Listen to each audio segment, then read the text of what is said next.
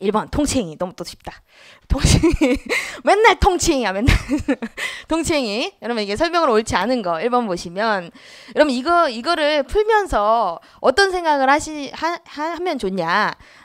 이게 문제만 여러분 뭐 다른 과목도 있으시니까 그쵸? 이걸 일일이 또 비슷한 쟁점들을 다 생각해내기가 힘들잖아요. 강의를 통해서 그쵸? 요거하고 비슷한 것들이 뭐가 있었어. 그런 것을 연상해 보시는 거예요. 그런 연산작용을 통해서 관련 내용들을 알게 되고 그럼으로써 조금 더 이거를 확실하게 알게 돼요. OX를. 그쵸? 그런 게. 그래서 1번 보시면 고도의 정치적 성격을 지닌 남북 정상회담 개최 과정에서 정부에 신고하지 아니하거나 협력사업 승인을 얻지 아니한 채 북한 측에 사업권 대가 명목으로 송금한 행위 자체. 그쵸? 요게 키워드. 북한 측에 사업권 대가 명목으로 송금한 행위. 요거는 사업심사 대상이 되죠? 예, 승인을 받지 않았잖아. 범법행위죠? 범법행위잖아. 그죠? 요거는 사업심사 대상이 되는 거죠. 여러분 이거 통치행위예요? 아니에요? 통치행위가 아니죠? 통치행위가 아니다. 이거 나눠서 알고 계셔야 되죠. 남북 정상회담 개최. 요 자체는 통치행위다. 그 사업심사 안 된다. 근데 여기 대북 송금행위. 승인을 받지 않고 대북 송금했다. 요건 범법행위잖아. 그죠? 요건 통치행위가 아니니까 사업심사가 된다. 이렇게 생각하시면 되죠. 또 요런 거 보면서 또 여러 가지 또 이제 통치행위면은 원칙적으로 사업심사 안 되는데 통치행위임에도 불구하고 사업심사가 된다고 본 판례들도 있었죠. 그죠? 세 가지. 수도 이전. 그리고 긴급재정 경제명령, 긴급조치. 기억나시죠? 그거 왜 어떤 법리로 그게 가능하다고 그랬죠? 국민의 기본권에 직접 관련될 때, 그렇죠? 국민의 기본권을 직접 침해하는 경우에는 통치행위라 하더라도, 그렇죠? 사업심사가 가능해지는 경우가 있죠. 세 가지, 긴급재정경제명령, 긴급조치, 그리고 수도 이전 사건 그렇게 봤었죠. 그거 이렇게 정리를 하시고 가는 거죠. 2번 대법원은 통치행위 인정을 지극히 신중하게 하여야 하지만 그 판단은 오로지 사법부만에 의하여 이루어져야 하는 것은 아니라고 보았다.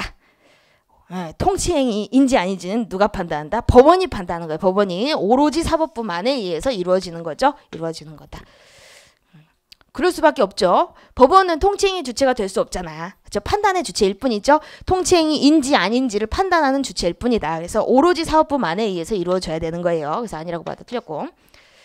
그리고 이제 3번 위헌 무효인 긴급조치 제9호는 통치행위이므로 국민 전체에 대한 관계에서 정치적 책임을 질 뿐 국민 개개인의 권리에 대응해서 법적 의무를 지지는 않는다. 맞죠? 여러분 이게 긴급조치 요거 사업심사 했어요. 그래서 요거 위헌 무효라고 봤어요. 사업심사. 이거 통치행위이면서 사업심사가 가능하다고 본 예죠. 국민의 기본권에 직접 영향을 미친다. 직접 기본권을 침해하기 때문에 위헌무효다. 이렇게 봤고 그리고 요거는 통치행위이기 때문에 일단 정치적 책임. 그죠? 정치적 책임을 묻는 거는 요거는 당연히 가능하지. 통치행위. 정치행위잖아. 통치행위가. 정치적 책임을 물을 수 있죠. 근데 이거는 긴급조치는 정치행위, 통치행위이기 때문에 법적 책임을 지지는 않아요. 그쵸? 법적 책임을 반드시 지지는 않는다. 이거 국민 개개인의 권리에 대응해서 법적 책임을 지지 않는다는 거죠. 그런 거 생각하시면 되세요. 이게 어떤 걸로 들어가냐면 국가배상으로 들어갔어. 국가배상. 긴급조치. 이거로 침해를 입은, 그죠? 기본권 침해를 입은 국민들이 국가배상 청구 소송을 제기를 한 거죠. 근데 국가배상 청구 소송 어떻게 했다? 기각됐잖아. 왜? 이렇게. 정치적 책임을 질 뿐이지 국민 개개인에 대응해서 법적 책임, 손해배상 책임을 지는 건 아니라고 봤죠. 왜 그랬지? 좀 깊이 들어가면 빨리 가야 돼. 깊이 들어가면 뭐죠? 국가배상 청구권은 개인적 공권이죠. 개인적 공권이니까 뭐가 필요하지? 근거법령에 사익보호성이 필요하잖아. 사익, 개개인의 권리, 사익, 그죠? 사익보호성이 지금 통치행위에는 사익보호성이 있는 거예요? 없는 거예요? 없잖아. 통치행위를 왜 발령을 해요? 공익을 위해서 발령을 하는 거지. 국민 개개인을 위해서 발령하는 게 아니죠. 그러니까 이건 사익보호성이 없으니까 뭐다? 국가배상 청구권 기각된 거예요. 청구권이 없다. 즉 국가배상 청구권이 없으니까 국가배상 책임이 없다. 법적 의무를 지지 않는다. 이렇게 판단을 했죠. 아셨죠? 손해배상 책임을 지지 않는다는 거예요. 국민 개개인에게. 그리고 4번 비상계엄의 선포와 그 확대 행위가 국헌분란 목적을 달성하기 위하여 행하여진 경우 법원은 그 자체가 범죄 행위에 해당하는지 여부에 관하여 심사할 수 있다. 범죄행위잖아. 그죠? 범죄행위. 범법행위잖아. 범죄행위에 해당하는지는 요건 심사할 수가 있죠. 여러분 심사할 수 있다. 이거 통치행위예요? 아니에요? 아니지? 아니야. 아까 남북 정상회담 과정에서 대북 송금행위 그랑 똑같은 논리예요. 범법행위잖아. 범법행위. 이거 통치행위가 아니라서 사법심사가 가능하다고 본 거고요. 근데 여기서 또 비교를 하셔야죠. 비상계엄 선포에 당부당 타당한지 부당한지 마땅히 그랬어야 됐는지 그죠? 이게 공익 목적을 위해서 이걸 발령을 했어야 됐는지 그죠? 그 판단은 뭐라 그랬죠? 그 판단 당 부당 여부에 대한 판단 심사 그거는 통치행위죠. 그러니까 비상계엄 선포의 당 부당 그죠? 당 부당 여부 이거는 사법부에서 심사할 수가 없어요. 요건 통치행위예요. 요건 통치행위죠. 그러니까 이건 사법심사가 안 되는 거야. 근데 이 자체가 이제 비상계엄 선포가 이게 국헌문란 목적의 내란죄였잖아. 그쵸? 그래서 요 자체가 범죄행위에 해당하는지 요건 통치행위가 아니라고 했잖아요. 통치행위가. 그쵸? 통치행위가 아니죠. 그러니까 이거 사법심사 가능한 거죠. 사법심사 가능하다. 사법심사. 그쵸? 요건 통치행위니까 사법심사 안 되고. 나눠서 알고 계셔야 되죠. 똑같은 논리예요. 남북 정상회담 개최 자체, 그죠? 개최 여부 자체, 그거는 통치행위다. 여기 비상계엄 선포의 당 부당, 요거는 통치행위다, 그죠? 근데 대북 송금행위, 그죠? 승인받지 않고 대북 송금한 거, 그거는 범법행위죠. 통치행위가 아니다. 그러니까 요것도 범죄행위에 해당하는지, 요거는 통치행위가 아니다. 이렇게 보면 되지, 그죠? 그렇게 보시면 된다.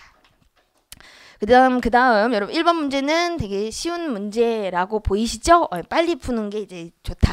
아셨죠? 빨리 푸셔야 돼요. 그리고 2번 특별 권력 관계 이제 가장 적절한 거 1번 보시면 사관생도의 경우 육군 사관학교야. 육군 사관학교. 사관생도의 경우 필요한 한도 내에서 일반 국민보다 상대적으로 기본권이 더 제한될 수 있다. 요 최신 판례예요. 그리고 사관생도 육군 사관학교의 그 구성원은 무슨 관계일까? 육군사관학교와 그 구성원과의 관계. 특별 권력관계예요. 국가가 이거 전액 비용을 부담하잖아. 육군사관학교. 그죠? 특별 권력관계. 그래서 일반 국민보다 상대적으로 기본권이 더 제한될 수가 있죠. 기본권은 있지. 당연히 있는데 제한은 될 수가 있다는 거죠. 지금 특수한 존립 목적을 갖고 있잖아요. 육군사관학교. 그죠? 그러니까 이게 기본권이 더 제한될 수가 있다. 특별 권력관계. 그리고 2번 특별권력관계에서는 특별권력에 따른 명령권과 형벌권이 인정된다. 특별권력관계에서는 형벌권은 인정이 안 돼요. 뭐가 인정된다? 징계권이 인정되는 거지. 징계권. 명령권과 징계권이다. 징계권. 일반 권력관계에서 이제 형벌권이 작용이 되는 거죠. 일반 권력관계에서 형벌권, 과세권 이런 게 작용이 되는 것이지 특별권력관계는 두 가지 내용이 명령권과 징계권 두 가지가 있다. 그리고 3번 특별권력관계 성립은 직접 법률에 의거하는 경우와 상대방의 동의에 의하는 경우가 있는데 상대방의 동의는 자유로운 의사에 기한 자발적 동의만 인정한다. 많이 아니지? 그럼 특별권력관계가 성립하기 위해서는 요거 법률에 규정이 있는 경우, 그죠? 군 입대 그런 거, 그죠? 또는 뭐 죄수, 그죠? 죄를 졌다. 그러면 당연히 저기 가야 되는 거잖아. 그죠? 그런 것들. 법률에 의해서 직접 성립이 될 수가 있고 또는 상대방의 동의. 그죠? 공무원 관계. 들어가기 싫으면 안 가는 거잖아. 그냥 끌고 와? 아니잖아. 그죠? 공무원 관계. 그런 거 동의에 의하는 경우가 있을 수가 있죠. 근데 자발적 동의에 한정되는 건 아니에요. 미취학 아동의 의무 교육. 그런 것들은 이제 강제적 동의도 가능한 거죠. 강제적 동의에 의해서도 특별 권력 관계가 성립될 수가 있잖아. 한정되지 않는다는 거 이것도 기출이죠. 그리고 4번 서울특별시 지하철공사의 임직원의 근무관계의 성질. 그럼 이거는 지하철공사와 그 임직원의 이제 근무관계예요. 이거 사법관계일까요? 공법관계일까요? 사법관계지. 그렇죠. 특별권력관계가 아니죠. 이건 공법이잖아. 공법. 특별권력관계는 일반 권력과 특별권력이 있죠. 권력관계는 그렇죠. 공법관계는 권력관계, 관리관계가 있잖아. 관리관계는 비권력관계고 권력관계는 또 일반 권력과 특별권력이 있죠. 공법관계. 특별권력관계는 공법관계니까 이게 아니라는 거죠. 지하철공사와 직원의 근무관계는 사법관계. 여러분 대부분 이렇게 공사 이거 말고도 조폐공사도 있었잖아. 그렇죠? 조폐공사와 그 직원과의 관계 일반적인 사법상 근로계약 관계예요. 그리고 종합유선방송위원회와 그 직원과의 관계 그것도 역시 사법상 근로계약 관계고 그렇죠? 대부분 이게 사법상 근로계약 관계가 많아요. 근데 아닌 것들 몇 가지 있었지. 그렇죠? 아닌 것들. 청원경찰, 국가나 지자체에서 근무하는 청원경찰의 근무관계. 그리고 공립유치원 강사. 그런 거 있었지. 또 하나가 농지계량조합 직원. 그죠? 그 세 가지 꼭 기억을 해야 돼. 잘 하실 수 있으시라. 그거에서 이제 우리가 사법관계, 공법관계, 사법관계에서 봤잖아요. 그죠? 근데 그거 이외의 것들은 여기로 가시는 게 맞아요. 그러면 직원과의 근무관계. 아셨죠? 근무관계. 이거 말고도 뭐 조합과 그 조합의 구성원과의 관계, 그죠? 그거는 이제 공법상 사당 관계죠. 특별 권력 관계에서 우리 하잖아. 근데 그거 말고도 조합과 그죠? 조합의 임직원 선임 관계, 그죠? 조합 임원, 장 또는 임원이나 장 선임 관계 그런 것도 이제 사법 관계라고 했었고, 그죠? 그거 말고도 조합 미설립, 미동의자, 조합 설립의 미동의자에 대한 매도 청구 관계. 그것도 역시 사법 관계라고 했었죠. 그런 것도 이제 정리를 좀 해두셔야 돼요. 조합과 그 조합 구성원과의 관계가 원칙적으로는 특별 권력 관계에 해당할 수가 있는데 예외적으로 그죠? 조합 설립 미동의자에 대한 매도 청구 관계라든지 그죠? 조합의 임원 또는 장에 대한 선임 해임 관계라든지 그런 건 이제 사법 관계라고 했었죠. 당사자성 쪽에서 저희가 또 나오고요. 이거 같이 정리를 해두시면 돼요. 그 다음에 3번. 그럼 행정입법 파트는 항상 나오죠. 행정입법, 법규명령에 대한 설명. 1번. 판례는 국법의 위임에 의한 유효한 법규명령이 법 개정에 따라 위임의 근거가 없어지게 되면 법이 개정됐어요. 법이 개정돼서 위임의 근거가 없어졌다. 그죠? 위임이 없어졌다는 거예요. 그러면은 소급해서 법규명령이 무효가 된다. 고 한다. 소급해요? 소급 안 하죠? 소급 안 한다. 이게 법 개정으로 이게 상위법의 근거가 없어지면은 그때부터 하위법은 무효가 되는 거죠. 법규명령 그때부터 무효예요. 그때부터 소급이 아니라. 우리가 이거 이러면 행정입법에서 그죠? 행정입법에서 법규명령 그 언제 소멸되는지 그죠? 법규명령이 언제 효력이 소멸되는지 그거와 관련해서 법이 개정된 경우에는 이게 위임의 근거가 있다가 없어지면은 그때부터 무효. 없다가 있게 되면은 그때부터 유효 이렇게 됐고, 근데 만약에 법이 개정된 게 아니라 위에 상위법이 완전히 폐지가 됐다 그러면은 당연히 하위법은 무효, 그죠? 실효되는 거죠. 그렇게 된다. 그거 말고도 우리 집행명령도 했잖아. 위임명령 말고, 그죠? 집행명령인 경우에는 폐지가 된다. 상위법이 폐지되면은 당연히 하위법인 집행명령도 실효되는 거죠. 뭘 집행해? 상위법의 집행을 위해서 발령하는 게 집행명령인데 집행할 건덕지가 없잖아. 그죠? 근데 이것도 이제 법 개정일 때는 바로 실효되는 게 아니죠. 새로운 집행명령이 만들어질 때까지 기존의 집행명령은 효력을 유지한다 그랬지. 그거 같이 정리를 해주시면 좋을 것 같아. 그죠? 그때부터. 이거 상당히 많이 나오죠? 그럼 이게 그때까지래. 그때부터 이제 무효예요. 그때부터 무효. 반대도 똑같고. 그 다음에 2번. 여러분 이거 되게 중요한 질문이죠. 요거 잘 알아두셔야 돼요. 별표 쳐두시고. 상위법령에 위임이 없음. 여러분 위임이 없어요. 위임이 없음에도 상위법령에 규정된 처분 요건을 불형에서 변경해서 규정했어요. 그러니까 상위법에 위임이 없는데 하위법에서 이거를 변경해서 처분 요건을 규정했다는 거야. 처분 요건을 변경해서 규정했다. 그러면은 그 불형은 무효고 따라서 그 불형에 따른 처분 역시 위법하다. OX. 오라 그러면 안 되지? 오라 그러면 안 되죠? 여러분 그럼 이게 불형에서 변경해서 규정했다고 하니까 이 불형의 법적 성질이 문제가 되죠? 불형의 법적 성질이 뭐라 그랬죠, 여러분? 행정규칙이지. 행정규칙. 대의적 구속력이 없죠. 그래서 이게 무효이며 그죠? 이거를 대외적 효력이 없어서 행정규칙으로 본다라고 해석을 하시면 좋을 것 같아요. 무효. 그러니까 이렇게 보지 않고 그죠? 아예 효력이 없다라고 보기에는 좀 그렇죠. 왜? 행정규칙도 역시 공무원은 따라야 되니까 함부로 우리 행정입법을 갖다가 무효다 이렇게 판단하진 않아요. 우리 판례가. 그래서 이거는 행정명령이다. 그죠? 행정규칙으로 봐서 행정규칙. 그죠? 그러니까 이 불형은 행정규칙이잖아.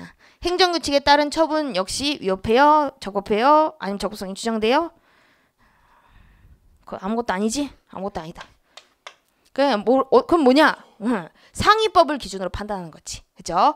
법규성이 있는 상위법을 기준으로 해서 처분의 위법 적법 여부를 판단하는 거죠. 요게 불형이 지금 실질이 행정규칙이야. 행정규칙. 그죠? 위임이 없음에도 이게 변경해서 규정했다. 요거를 좀 잘 기억을 해주세요.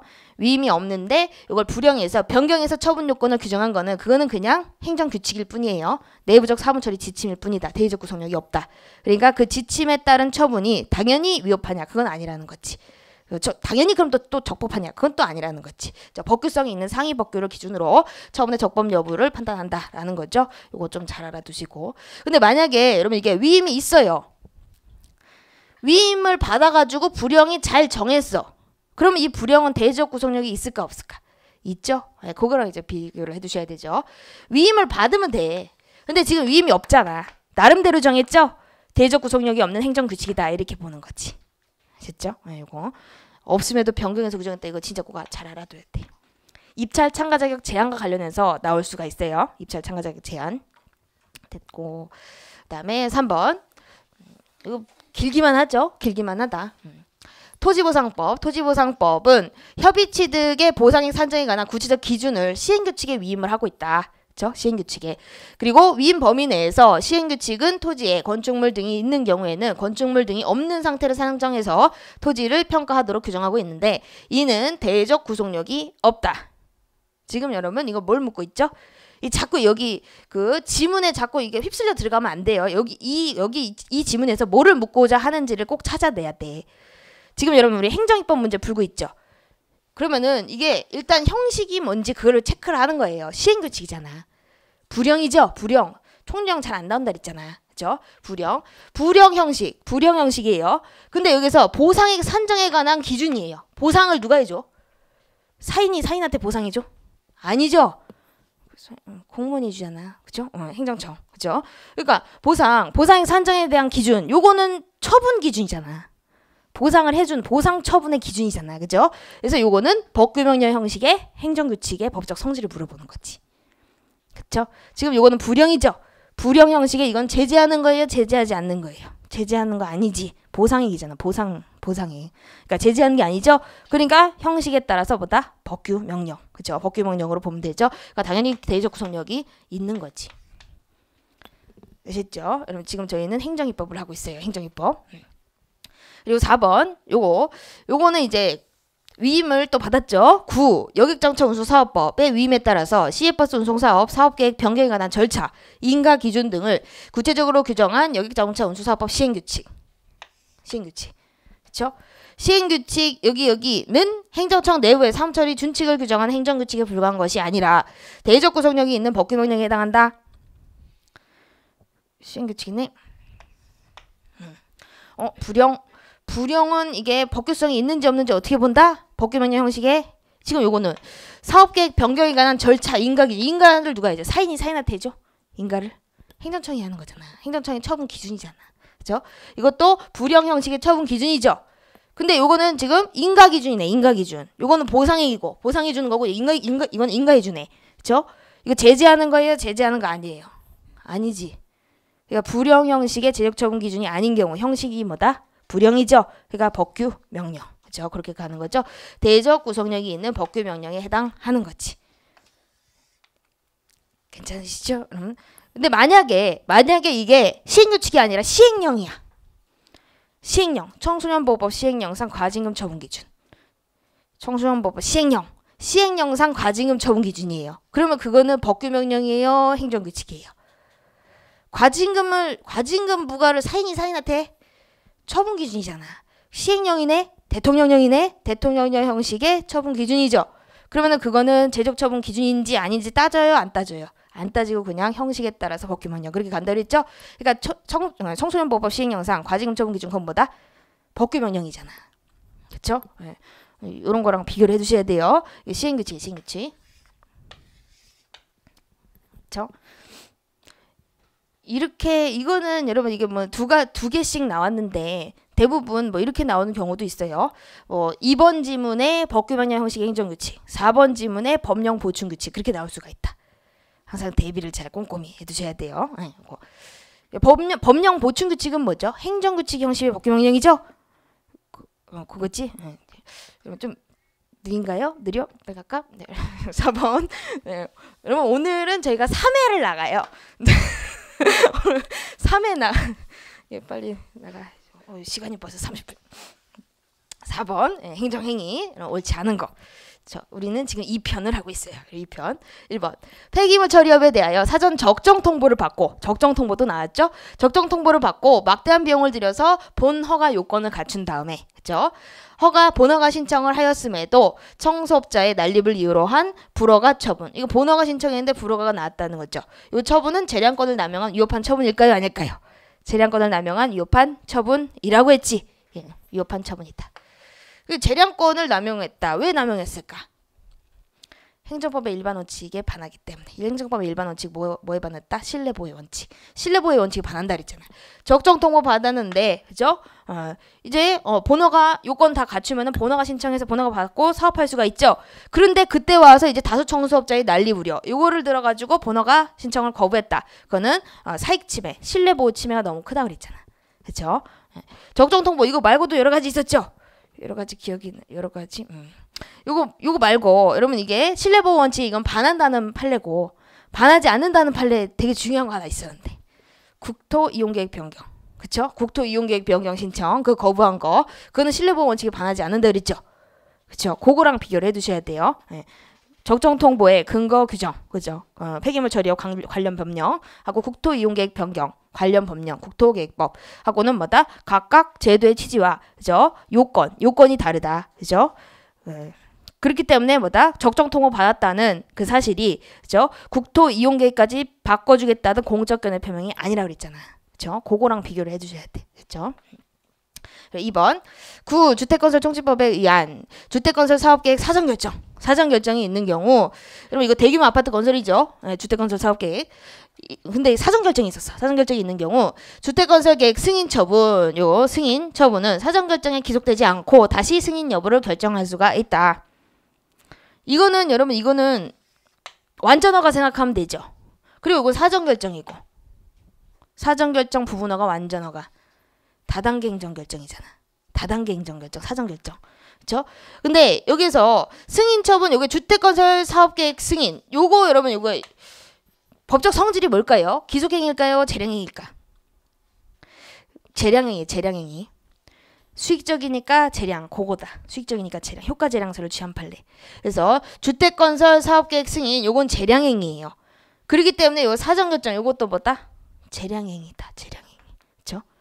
그러니까 우리 판례는 여기서 사전결정의 구속력과 관련해서 사전결정의 구속력이 완전 무결한 구속력은 아니라는 거지. 예외적으로, 그죠? 사전결정의 구속력은 있긴 있잖아. 그쵸? 그러면 여기 사전결정 나왔으니까 반드시 승인 처분을 해줘야 되냐? 그건 또 아니라는 거야. 그죠? 예외적으로 사전결정이 아예 처음부터 잘못됐거나 또는 사전결정 당시에 미처 발견하지 못했던 공익적 요소가 발견이 됐다. 언제? 승인 처분 해줄 때. 그럼 어떻게 할 수 있다? 재량행위니까, 그죠? 이익형량 해가지고 승인 처분 안 해줘도 된다는 거죠. 아셨죠? 그래서 승인 처분 사전결정에 기속되지 않아요.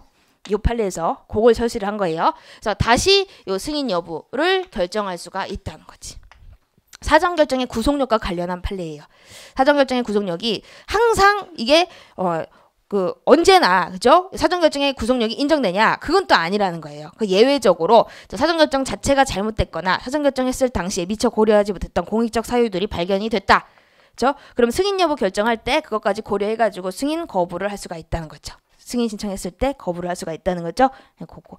이게 어디 있다 지금 위치를 잘 파악해야 돼. 다단계 행정결정이 있어. 다단계 행정결정. 그죠? 그거. 됐고. 그리고 여러분 여기서 요게 재량행위면 요것도 재량행위죠. 요게 기속행위면 요것도 기속행위죠. 원칙이. 네, 그거 알아두시고. 네. 그다음에 3번. 부지사전 승인 처분 후에 원자로 등의 건설허가 처분이 있다. 여러분 부지사전 승인 처분 이건 뭐죠? 사전적 부분허가. 그죠? 사전결정 플러스 부분허가 성격을 다 갖고 있죠. 그래서 요게 사전적 부분허가 나온 후에 건설허가 처분 이게 뭐죠? 완전허가잖아. 그렇죠? 완전허가가 있으면은 사전적 부분 건설허가로서의 부지사전 승인 처분은 독립하여 취소성의 대상이 된다. 이거 잘 봐야 돼. 지금 여러분 완전허가 나왔죠? 있었어. 그러면은 지금 어떤 현상이 발생이 되지? 부지사전 승인 처분은 여기에 흡수돼서 소멸하는 거죠? 요게 이제 부지사전 승인은 요게 이렇게 흡수돼서 소멸하잖아. 그쵸? 그러면 저거를 독자적으로 다툴 수혜이익이 있어 없어요? 소의 이익이 없죠. 그래서 여기서 독립해서 취소소송의 대상이 된다. 그러면 틀린 거예요. 아셨죠? 요런 말이 없어. 요런 말이 없고 요게 완전허가 즉 건설허가 처분이 있었다는 말이 없어요. 그러면은 당연히 요거만 다툴 수는 있지. 다 처분성이 있다 그랬죠. 다단계 행정결정 다 처분성이 있잖아. 근데 요게 나오면은 이제 완전허가가 나오면 전의 결정, 사전결정이라든지 부분허가는 흡수해서 소멸하잖아. 그러니까 독자적으로 다툴 실익이 없다는 얘기예요. 아셨죠? 근데 요렇게 표현한 우리 판례도 있으니까 조금 기억을 해주세요. 그리고 4번 사전결정. 사전결정은 단계화된 행정 절차에서 최종적인 행정결정을 내리기 전에 완전허가 하기 전에 이루어지는 행위이지만 그 자체가 하나의 행정행위이기도 하다. 그쵸? 여러분 사전결정 이거 다 처음성이 있죠? 사전결정, 부분허가, 완전허가 다 처음성이 있다 그랬잖아. 그쵸? 그래서 그 자체가 하나의 행정행위다. 처음성이 있다는 얘기죠. 근데 만약에 이게 후속행위가 나왔다. 그러면 흡수해서 소멸해서 소이익이 없다는 거지. 아셨죠? 그렇게 보시면 되세요. 됐고. 그리고 5번 요것도 이제 운수사업법 택시죠. 그럼 이게 갑은 여객자동차 운수사업법상 일반 택시 운송 사업 면허를 받았다. 그죠? 일반 택시 운전 면허 이것도 뭐죠? 그러면 특허예요. 특허. 그죠? 네. 택시 운송 사업 면허를 받아서 사업을 운영하던 중에 자신의 사업을 을에게 양도하고자 을과 양도 양수 계약을 체결하고 관련 법령에 따라서 을이 사업에 양도 양수 신고를 했다. 이러면 이거 우리 대물적 허가하고 똑같이 생각하시면 되세요. 특허도. 그죠? 특허도 사고팔고 할 수 있었죠. 있다 그랬지. 특허 처분권은 개인적 공권이 아니라고 했잖아. 그렇지? 예. 그러니까 이거 특허도 대물적 허가의 양도 생각하시면 돼. 지위승계 신고. 아셨죠? 그래서 요거를 갖다가 계약을 체결하고 양도 양수 신고를 했다는 거야. 양도 양수 계약을 체결하고 양도 양수 신고. 지위승계 신고예요. 이와 관련한 설명으로 옳지 않은 거. 1번. 갑에 대한 일반 택시 운송사업 면허는 원칙상 재량행위다. 특허니까 재량. 그죠? 특허니까 재량. 그리고 2번. 사업의 양도 양수에 대한 신고를 수리하는 행위는 행정절차법의 적용 대상이 된다. 여러분 여기 지위승계 신고라고 했죠? 지위승계 신고. 지위승계 했잖아. 지금 양도 했잖아. 양수 했잖아. 그쵸? 그래서 지위승계 신고 수리할 때 요 수리 자체는 이거는 복효적 행정행위죠.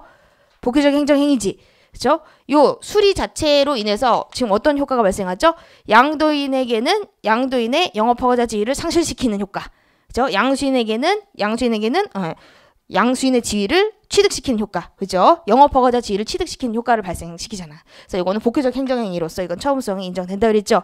그러니까 요거 행정절차법의 적용 대상이라는 것은 지금 요게 침익적인 사전절차, 그죠? 침익적인 행위를 할 때 사전절차를 거쳐야 되는지 그걸 물어보는 거예요.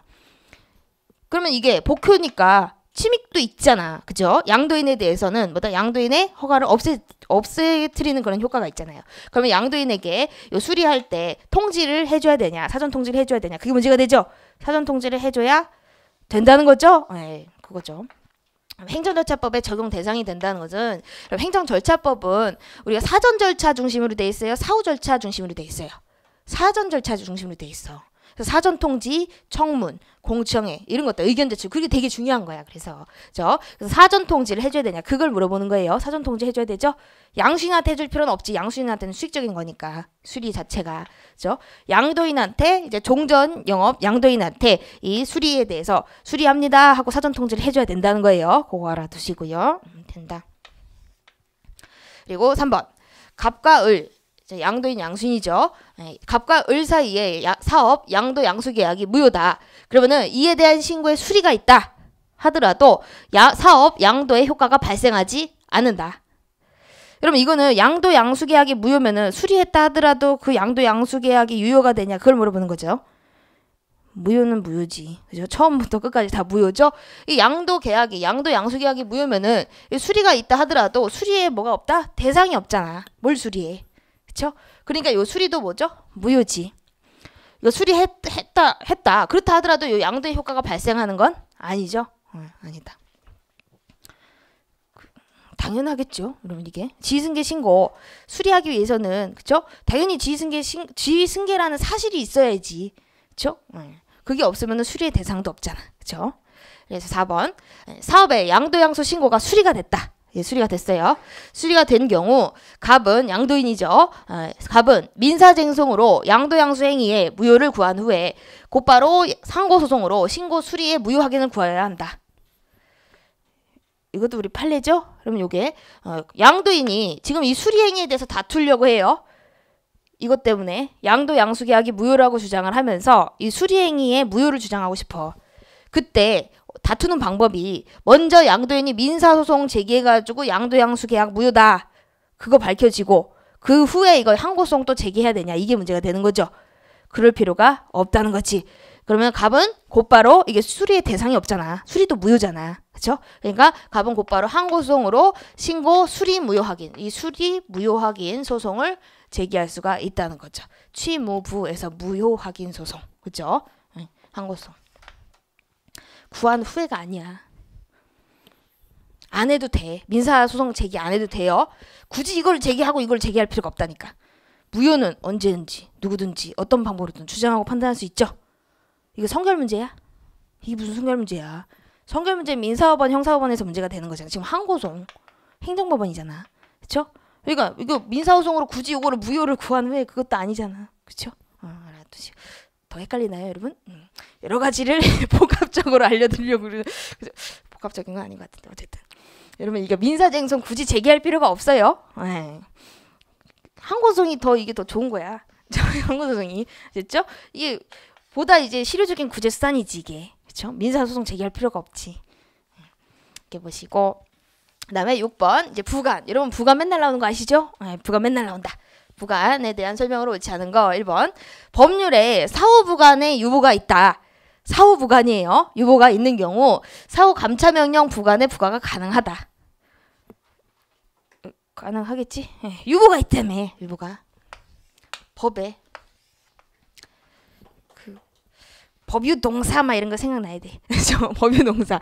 법률에 규정이 있거나 유보가 있거나 상대방의 동의가 있거나 사정 변경이 있으면은 부관의 사후 부과가 가능하다 그랬죠? 사후 부과, 사후 변경 다 가능하잖아. 근데 법유동은 원칙적으로 가능하고 사정 변경은 예외적으로 가능하다 그랬죠? 가능. 법에 있다며. 그럼 당연 가능하지. 그래서 이게 사후 부관을 달 수 있다. 유보가 있다. 그래서 이거 달았다. 뭐다? 이 감차 명령. 사후적으로 감차 명령을 할 수가 있다라는 이제 부관을 달았다는 거예요. 그래도 무방하다라는 거죠. 괜찮다.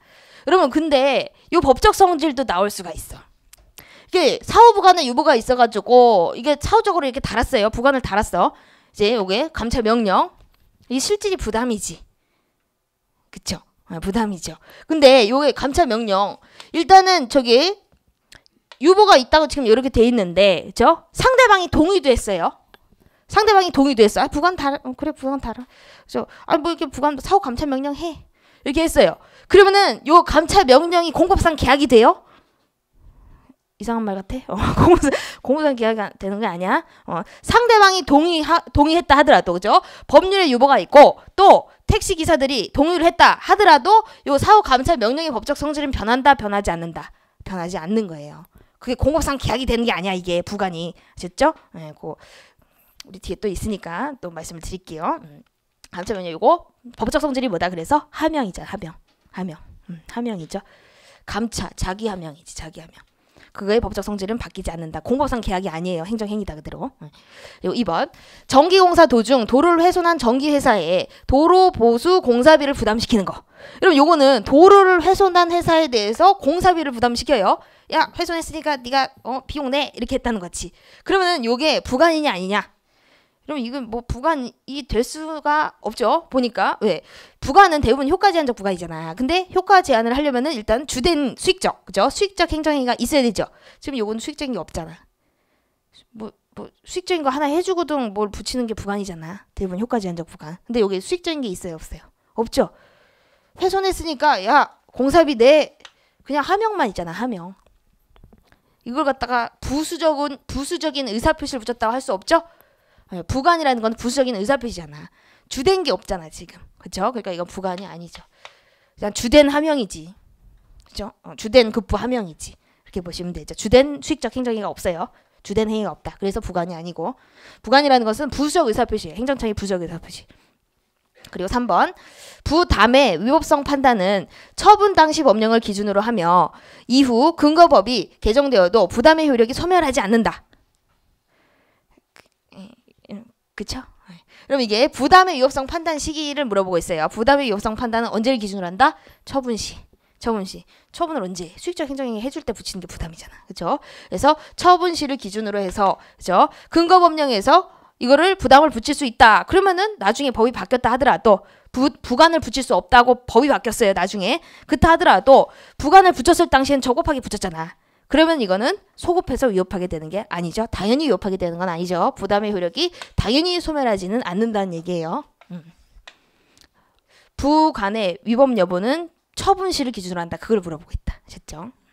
이게 법이 개정되면 항상 국법을 기준으로 해야 되냐, 그죠? 처분의 위법 여부 판단을 국법을 기준으로 해야 되냐, 신법을 기준으로 해야 되냐, 그거를 잘 판단을 해야 되잖아. 그죠? 그러니까 국법을 기준으로 한다는 거지. 아셨죠? 그리고 4번. 행정청이 종교단체에 대하여 기본재산 전환 인가를 함에 있어서 인가, 수익증거 해주네. 근데 인가 조건을 부과했어요. 조건. 혹을 하나 부과했네. 그죠? 부과하고 그 불이행 시 인가를 취소할 수 있도록 했다. 인가라는 수익증거 해주면서 조건을 부과했는데 이 조건이 뭐냐면은 그 조건 불이행 시 인가를 취소한대요. 이게 뭐다? 이 조건이 철회권의 유보잖아. 그죠? 이 조건의 의미는 이 조건을 부과하고 조건 불이행 시 인가를 취소한다니까 이 조건은 철회권의 유보죠. 그죠? 철회권을 지금 유보하고 있잖아. 조건을 이행 안 하면은 이거를 취소한다, 철회한다, 그거죠? 철회권의 유보.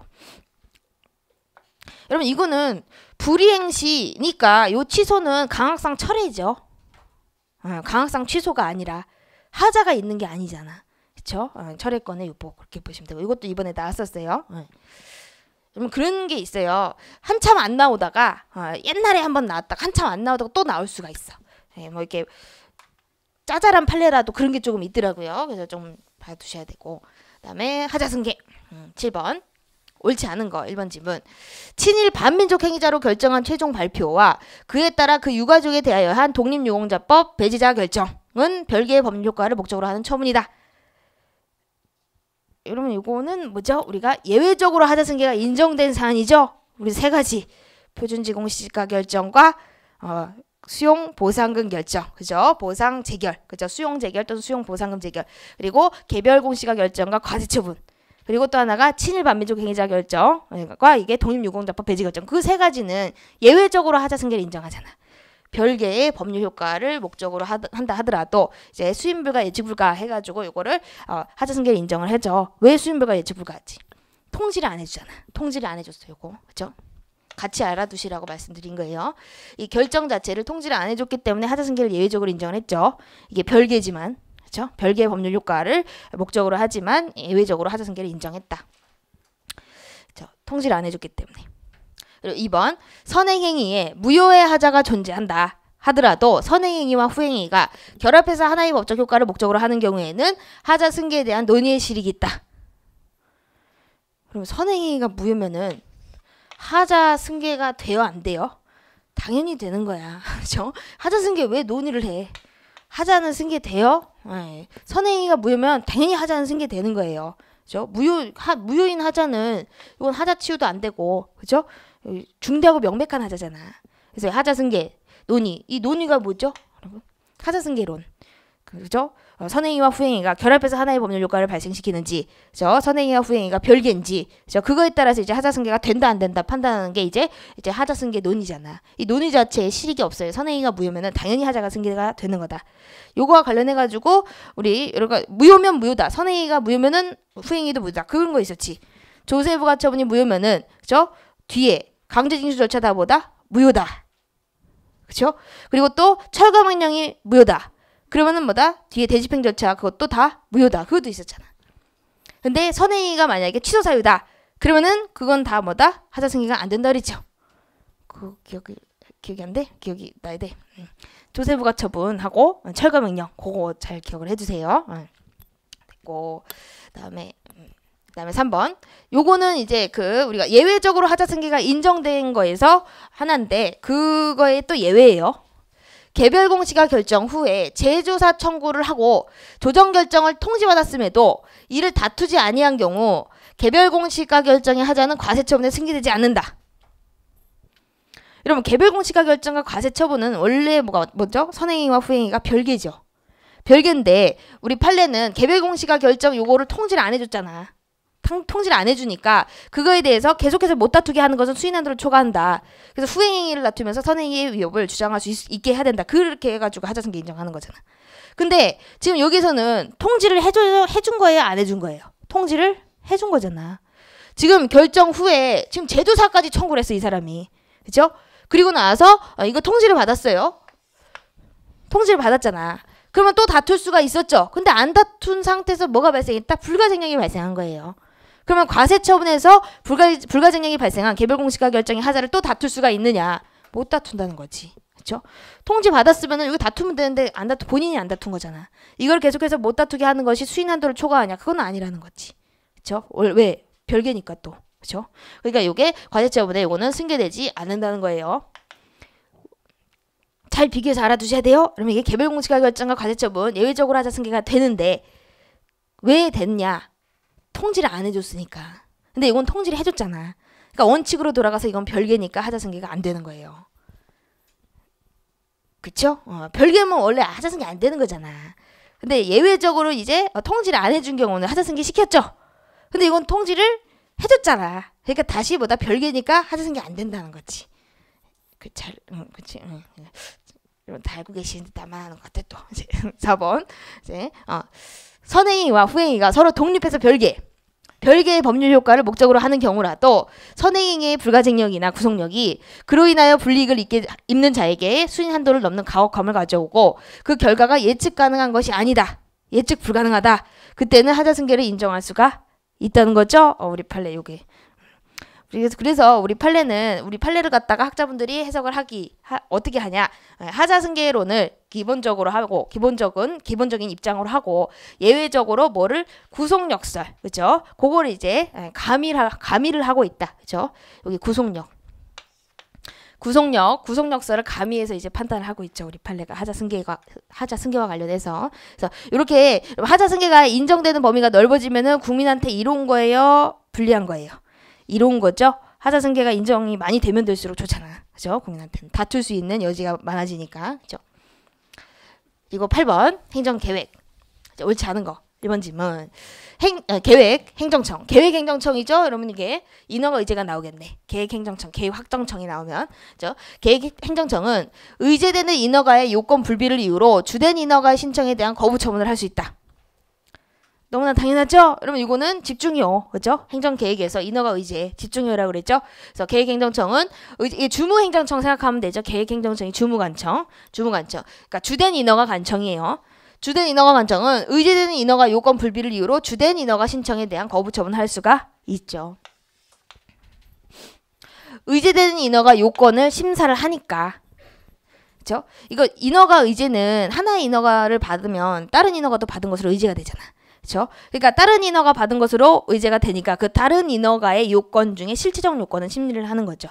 실체적 요건, 인허가 요건, 여기 실체적 요건에 이게 충족이 안 됐다. 그러면 어떻게 한다? 주된 인허가를 거부할 수가 있는 거지. 그렇죠? 그리고 2번. 행정계획에는 변화 가능성이 내재돼 있다. 그렇죠? 여러분 행정계획은 이해관계가 너무 많기 때문에 그렇죠? 항상 변동 가능성이 있어요. 그러니까 국민의 신뢰 보호를 위하여 계획 보장 청구권이 널리 인정된다. 아니죠? 그러면 이게 변화 가능성이 더 큰 거예요. 그럼 국민의 신뢰보다, 그죠? 국민의 신뢰 보호보다 변화 가능성이 더 크기 때문에 국민의 신뢰를 보호하기 위해서 이제 만들어진 개념인 계획 보장 청구권, 요거는 원칙적으로 인정이 안 되는 거예요. 안 된다. 국민들 개개인에게 내가 나의 신뢰를 보호해 주세요. 나는 그 계획을 믿고선 투자를 했는데 그거를 다 인정하게 되면은 이해관계가 너무 많기 때문에 불가능하다는 거예요. 행정계획 추진이 불가능하다. 그렇기 때문에 이게 신뢰보호보다 변화 가능성이 더 크다. 그래서 국민들 개개인에게 계획보장청구권이 널리 인정되지 않는다는 이 한계가 있죠. 그러니까 이게 널리 인정되지 않으니까 인정된 예들을 좀 암기를 하셔야 돼. 그죠? 이렇게 너무 머리가 쥐 나는 건 아니지? 그죠? 우리가 국토이용계획 변경 그것도 있었고 문화재보호구역 지정 그죠? 해제 신청 그것도 있었고 도시계획구역 내 토지 소유자 이반 신청권 그죠 변경 신청권 그런 것도 있었고 또 뭐가 산업개발 그래서 산업단지 개발계획 변경 신청권 그것도 있었죠. 뭐 입국문산 해가지고 내가 뭐 이렇게 해놓은 거 있어. 이거 무슨 저 그거는 이제 우리 계획보장청구권 인정을 했잖아 예외적으로. 기억나죠? 도시계획구역, 도시계획, 그죠? 도시계획은 이제 구속적 행정계획이니까 도시계획구역 내 토지 소유자의 위반 또는 변경 신청권, 행정계획 변경 신청권, 그리고 문화재 보호구역 지정 해제 신청권, 그리고 국토이용계획 적정 통보 받은 자의 국토이용계획 변경 신청권, 그리고 산업단지 개발계획 변경 신청권, 그것도 산업단지 관련해가지고 이해관계가 있는 자예요. 그것도 산업단지 개발계획 변경 신청권 인정을 했었다. 네 가지가 있었다. 그래서 하나 복습을 해주시고요. 그리고 3번 집중효의 범위 인허가 의제죠. 집중효의 범위는 절차 집중에까지 미치므로 법령상 다른 규정이 없는 한 계획행정청, 주무행정청이죠. 주무관청은 의제된 인허가에 관한 모법상의 행정 절차를 거칠 필요는 없다. 그럼 의제된 인허가 절차 거칠 필요가 없잖아. 그죠? 이게 절차 집중이라는 것은 절차 집중, 여기서 집중은 생략이라고 생각하면 되죠. 이거 헷갈리면 지우면 돼요. 지우면 돼. 아무런 그런 없다. 법상의 절차를 거칠 필요가 없다는 거지.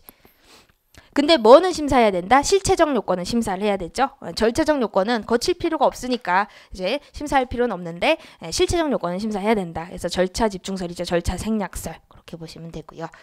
그리고 4번. 그럼 10번까지 하고 쉴게요. 10번까지. 4번. 행정 주체가 행정 계획을 결정함에 있어서 이익 형량을 전혀 행하지 아니하거나 여기 보자. 형량의 혜택. 그죠? 이익 형량을 고려 대상에 마땅히 포함시켜야 할 사항을 누락했다. 요거 형량의 누락. 그죠? 흠결. 그리고 또는 이익 형량을 하였으나 정당성과 객관성이 결여됐다. 이거 오형량. 그죠? 요거 셋 중에 하나라도 있으면 뭐가 있다? 행정계획에 형량의 하자가 있어서 위법하다. 이렇게 보고 있죠? 형량의 하자가 있어서 위법하다. 예전에는 우리 판례가 재량의 일탈 남용에 해당해서 위법하다 이렇게 봤는데 지금 형량의 하자라는 말을 쓴다. 그렇죠? 형량의 하자. 하자의 유형으로는 이게 혜택, 흠결, 오형량 이런 것들이 있죠. 이렇게 보시면 되고. 그다음에 공무상 계약. 여러분 저희가 참 그게 신기하지 않으세요? 아닌가? 아니 처음에 이게 기본 강의 다 이렇게 하시고 그 많은 강의가 이렇게 문제 한 회로 딱 나온다는. 아니 신기하다. 한 회에 다 나오잖아. 근데 이게 다가 아니라는 거 여러분들이 공부를 엄청 많이 하신 거예요. 엄청 많이 하셔가지고 내가 이 법리를 배웠는데 저 법리하고 뭔가 충돌되는 것 같다. 그런 느낌이 드는 거는 진짜 공부를 열심히 하신 거예요. 이게 다는 아니지만 여러분들이 더 머릿속에 가지고 계신 게 더 많다. 자신감을 가지세요. 본다. 그죠? 공업상 계약. 옳은 것, 옳지 않은 거. 1번. 공업상 계약의 무효 확인을 구하는 당사소송. 여러분 요거는 계약의 무효 확인이죠. 처분의 무효 확인이 아니라.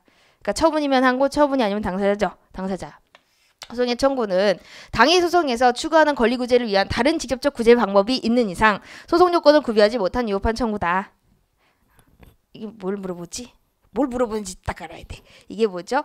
무효 확인 소송의 보충성. 무효 확인, 이거 확인 소송이잖아요. 항상 확인 소송은 보충성이 문제가 돼요. 보충성. 확인의 이익이 있어야 되는지, 법률상 이익뿐만 아니라 소의 이익, 확인의 이익까지 필요한지 무효 확인 소송을 제기할 때 문제가 되는데 지금 요거는 소송의 형태가 당사소송이죠. 당사소송으로 무효 확인 소송을 제기할 때는 보충성이 필요해요? 필요 없어요? 필요하다 그랬죠. 그냥 이거 민사소송이라고 생각하면 되지. 민사소송에서 확인소송 제기할 때는 항상 확인의 이익이 있어야 돼. 이행소송을 제기할 수 있으면 이행소송을 제기하지 확인소송을 제기하면 확인의 이익이 없죠. 그래서 각하돼요. 민사소송. 그죠? 민사소송일 때. 당사소송도 똑같은 거예요. 근데 우리가 많이 했던 거는 뭐다? 항고소송으로 무효 확인소송을 제기했을 때. 그죠? 항고소송으로. 그거는 보충성이 필요가 없잖아. 전합체로 이제 폐지가 됐죠. 보충성이 폐지됐다. 그거랑 비교를 해주셔야 돼요. 그렇죠? 왜 그러면 그거는 폐지가 됐냐? 그거는 이행소송이라는 직접적인 구제 방법을 검토할 필요가 없어. 왜? 기속력이라는 게 있기 때문에.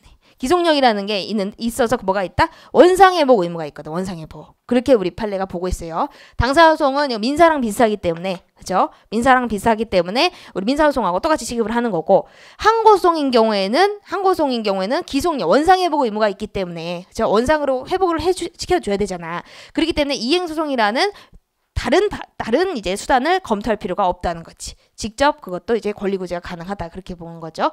그래서 여기 다른 직접적 구제 방법이 있다. 그러면은 요거 뭐 된다? 위법한 청구. 위법한 청구다. 이거 이렇게 기출이 된 적이 있어서 이렇게 쓴 거예요. 여러분 위법한 청구. 이거보다는 더 확실한 거는 각하된다는 얘기야. 각하된다. 그래서 구제 방법이 있으면은 소송 요건을 구비하지 못해서 각하되는 거야. 각하. 소의 이익이 없어서 각하. 각하되는 거야. 위법 판청구 이렇게 기출이 된 적이 있어서 각하된다. 각하. 진짜 맞는 거예요. 이것도 맞아. 참 말을 좀 똑바로 쓰면 좋은데. 각하요. 각하. 소의 이익이 없어. 확인의 이익. 그리고 2번. 지금 이게 있는 거예요. 구제 방법이 있으면은 이게 각하된다는 얘기가 있으면은. 만약 없으면은 각하 아니지. 본원 판단 들어가는 거예요. 아셨죠?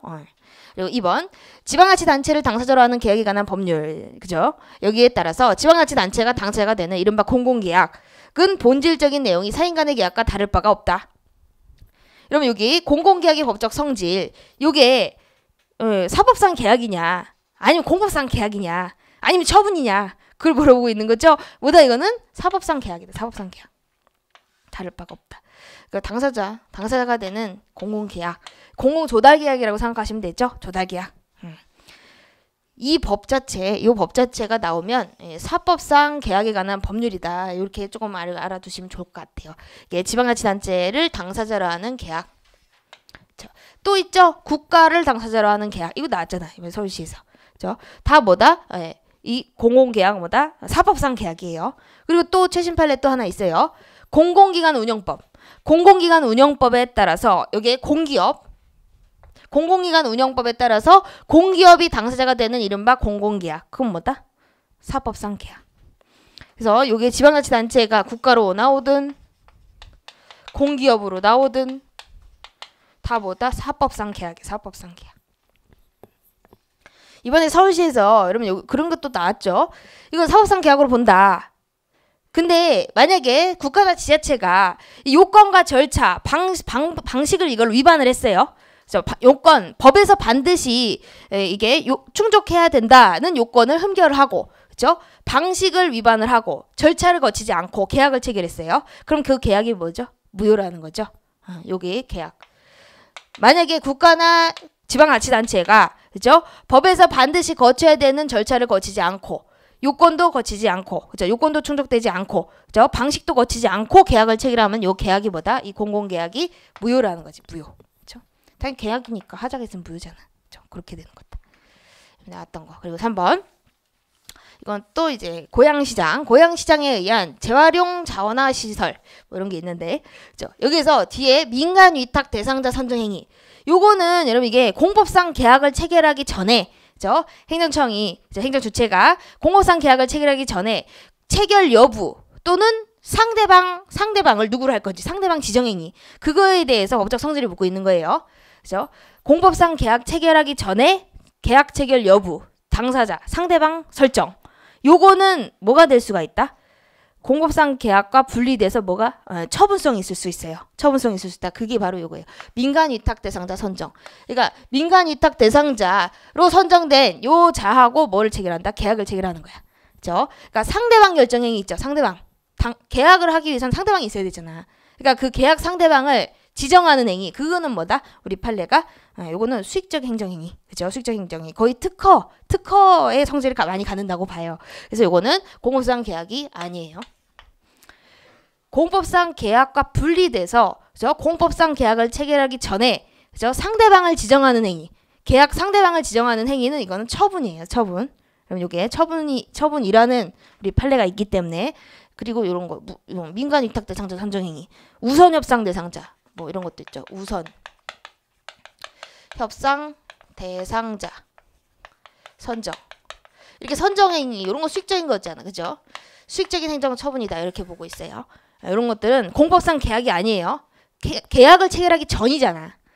그죠? 계약 체결하기 전이죠. 상대방 지정하는 거 요거는 처분성이 있다. 그죠? 요것도 하나 알아두시고. 그리고 4번 채용계약상 지방공무원 채용계약상 특별한 약정이 없는 한 지방계약직 공무원이죠. 공무상 계약에 대하여 지방공무원법 지방공무원 징계 및 소청 규정에 의한 에 정한 징계 절차에 의하지 않고 보수삭감을 하는 거. 계약직 공무원인데 징계 절차에 의하지 않고 보수삭감하는 거? 이거 괜찮지 않을까? 안 된다. 우리 판례는요. 계약직 공무원이라 하더라도 요 보수삭감하는 거 있죠? 요거는 우리 판례가 법정 징계 중에 뭐다? 실질이 감봉하고 똑같다고 봤어요. 우리 판례에서. 그래서 요거는 실질이 감봉이다. 감봉 요거는 법정 징계잖아. 법정 징계 6가지. 파기강정 한겸 빨리 지나갔다. 파기강정 한겸 그거는 6가지. 그건 다 처분성이 있죠. 처분성이 있다. 그래서 이게 징계 절차에 의하여야 되고요. 이 보수삭감 행위에 대해서 다툴 때는 뭐를 제기한다? 항고성으로 다투면 된다고 그랬어요. 아셨죠? 실질이 감봉이다. 그러니까 법정 징계니까 징계 절차를 거쳐야 되고요. 이거에 대해서 불복을 할 때는 무슨 소송? 항고성을 제기해야 된다는 거예요. 법정 징계 처분성이 있으니까. 아셨죠? 이게 법정 징계로 봤다. 법정 징계. 계약직 공무원. 근데 계약 자체를 다툰다. 계약 자체. 계약직 공무원이잖아. 그죠? 그러면은 이거에 대해서 다툴 때, 그죠? 무슨 소송을 제기하면 돼? 그 계약 자체. 당사소송 제기하면 돼요. 당사소송. 아셨죠? 계약직 공무원. 이거 당사 왜? 공고상 계약이잖아. 공고상 계약. 그래서 계약직 공무원이, 그죠? 요 계약 자체를 다툴 때는, 그죠? 만약에 해지가 됐다. 계약이 해지됐다. 그거에 대해서 난 불만이 있다. 그러면 계약 해지 무효확인 소송을 당사소송으로 제기하면 되는 거예요. 해지 의사표시 무효확인 소송을 당사소송으로 제기하면 된다. 근데 지금 이건 보수삭감. 아셨죠? 보수삭감. 징계. 맞는 거예요. 그래서. 그다음에 10번 이제 행정절차법. 여러분 행정절차법은 꼭 나온다 생각하셔야 되죠? 행정절차법. 가장 이제 중요한 사전 절차들이 나와요. 설명으로 옳지 않은 것은 1번 행정청과 당사자 사이에 행정절차법상 규정된 청문 절차를 배제하는 내용의 협약이 체결되었다면 청문회 실시에 관한 행정절차법 규정의 적용이 배제되거나 청문을 실시하지 않아도 되는 예외적인 경우에 해당한다. 아니지? 이게 청문 절차 배제 협약 체결하면은 이게 청문을 안 해도 되는 거예요? 해야 되지? 해야 돼요. 이게 여러분 청문 실시하지 않아도 되는 예외적인 경우에 해당하지 않는다고 우리 판례가 봤잖아. 그럼 이거 하지. 그러면 다 특약으로 다 해놓죠? 그러면 안 된다는 거죠.